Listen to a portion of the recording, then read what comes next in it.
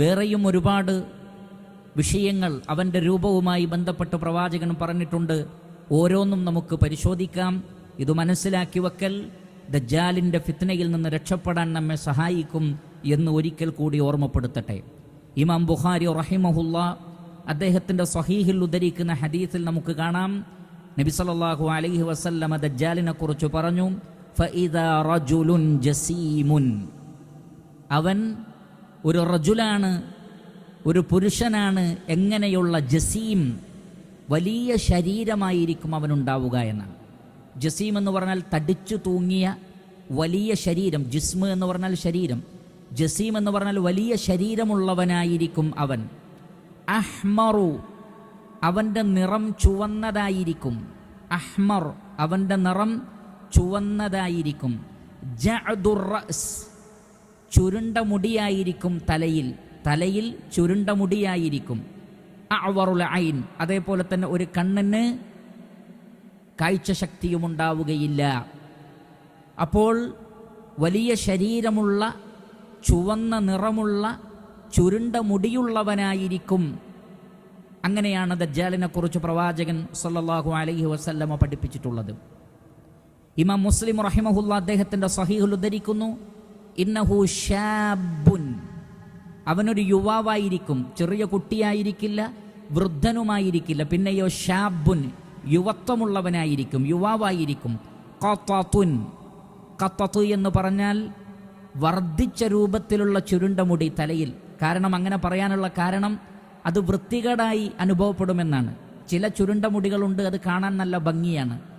എന്നാൽ അതിൻ്റെ സൗന്ദര്യം നഷ്ടപ്പെട്ട് വൃത്തികേട് തോന്നിക്കുന്ന രൂപത്തിൽ അത്രയും കൂടുതലായിരിക്കും അവൻ്റെ തലമുടിയുടെ ചുരുളൽ എന്നാണ് ആ ഒരു വാചകത്തിൽ നിന്ന് പ്രവാചകൻ മനസ്സിലാക്കി തന്നിട്ടുള്ളത്. എന്നിട്ട് പ്രവാചകൻ പറഞ്ഞു, ഐനുഹു താഫിഅ, അവൻ്റെ കണ്ണിൽ ഒന്നിന് പ്രകാശമുണ്ടാവുകയില്ല, തെളിച്ചമുണ്ടാവുകയില്ല. കഅന്നി ഉശബ്ബിഹുഹു ബിഅബ്ദിൽ ഉസ്സ ഇബ്നു ഖത്തൻ, അബ്ദുൽ ഉസ്സ ഇബ്നു ഖത്തൻ എന്നറിയപ്പെടുന്ന ആ വ്യക്തി യഥാർത്ഥത്തിൽ ഖുസാഅ ഗോത്രത്തിൽപ്പെട്ട ഒരു വ്യക്തിയാണ്.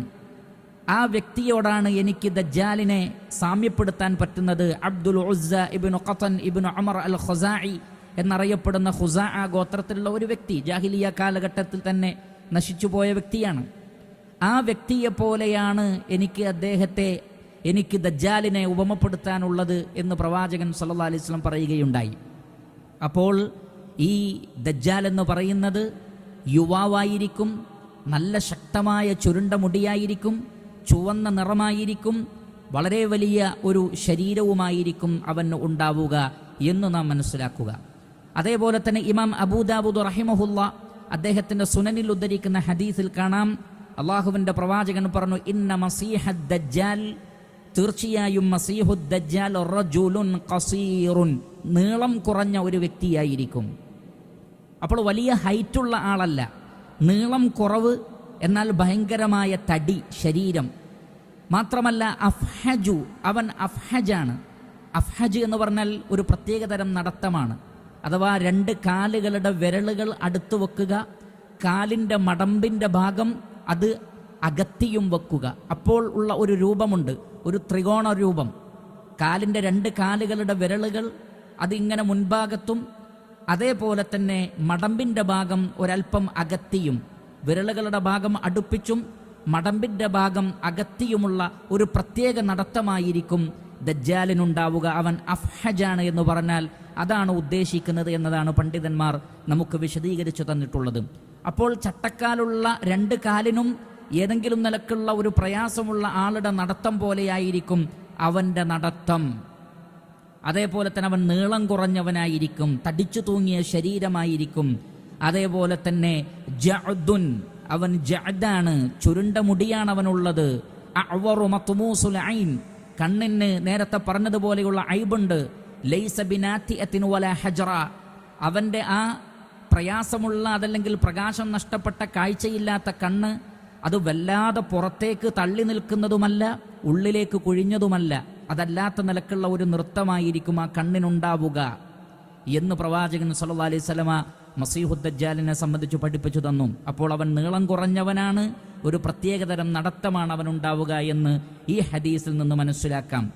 അതേപോലെ തന്നെ ഇമാം അഹ്മദ് റഹിമഹുല്ല അദ്ദേഹത്തിൻ്റെ മുസ്നദിൽ ഉദ്ധരിക്കുന്ന ഹദീസിൽ പ്രവാചകൻ സല്ലല്ലാഹു അലൈഹി വസല്ലം പറഞ്ഞു, അജ്ലൽ ജബ്ഹ, വിശാലമായ നെറ്റിത്തടം അവനുണ്ടാകും. എന്ന് പറഞ്ഞാൽ തലമുടി ഒരല്പം കയറിയിട്ട് അദ്ദേഹത്തിൻ്റെ നെറ്റി എന്ന് പറഞ്ഞാൽ ദജ്ജാലിൻ്റെ നെറ്റി അത് വിശാലമായിരിക്കും.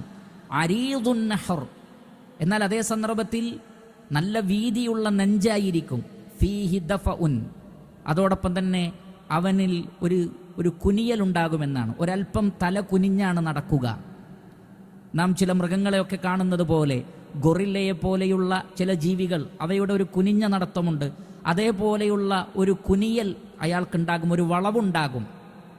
അതേപോലെ തന്നെ വിശാലമായ നെഞ്ചായിരിക്കും, വിശാലമായ നെറ്റിത്തടവുമായിരിക്കും. നേരത്തെ പറഞ്ഞ ശാരീരികമായ രൂപങ്ങൾക്ക് പുറമെ സഹീഹായ ഹദീസിൽ വന്നിട്ടുള്ളതാണ് ഈ രൂപവും ആ വ്യക്തിക്കുണ്ടാകുമെന്നാണ്.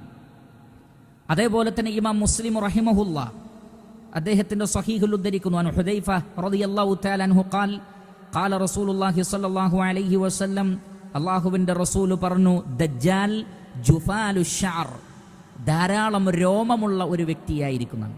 ശരീരത്തിൽ ധാരാളം രോമങ്ങളുണ്ടാകും, ശരീരത്തിൽ ധാരാളം രോമങ്ങളുള്ള വ്യക്തിയായിരിക്കും.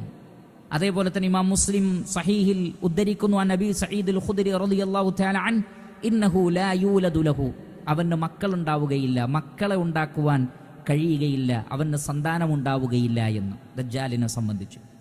അപ്പോൾ ഇതൊക്കെ ദജ്ജാലിൻ്റെ രൂപവുമായി ബന്ധപ്പെട്ട് പറഞ്ഞിട്ടുള്ളതാണ്. തടിച്ചു തൂങ്ങിയ ശരീരമാണ് അവനുണ്ടാവുക, ചുവന്ന നിറമാണുണ്ടാവുക, വളരെ ശക്തമായ ചുരുണ്ട മുടിയാണ് ഉണ്ടാകുന്നത്, വിശാലമായ നെറ്റിത്തടമുണ്ടാകും, വിശാലമായ നെഞ്ചുണ്ടാകും. പക്ഷേ നടത്തത്തിൽ ഒരു വളവുണ്ടാകും. കാലുകളുടെ 2 വിരലുകളുടെ മുൻഭാഗം ചേരുന്ന രൂപത്തിലും മടമ്പുകൾ അകന്നു നിൽക്കുന്ന രൂപത്തിലുമായിരിക്കും അവൻ്റെ നടത്തം. ശരീരത്തിൽ ധാരാളം രോമങ്ങളുണ്ടാകും, അവന് മക്കളുണ്ടാവുകയില്ല തുടങ്ങിയ കാര്യങ്ങൾ റസൂലുള്ളാഹി സ്വല്ലല്ലാഹു അലൈഹി വസല്ലമ ദജ്ജാലിനെ സംബന്ധിച്ച് നമുക്ക് പറഞ്ഞു തന്നു.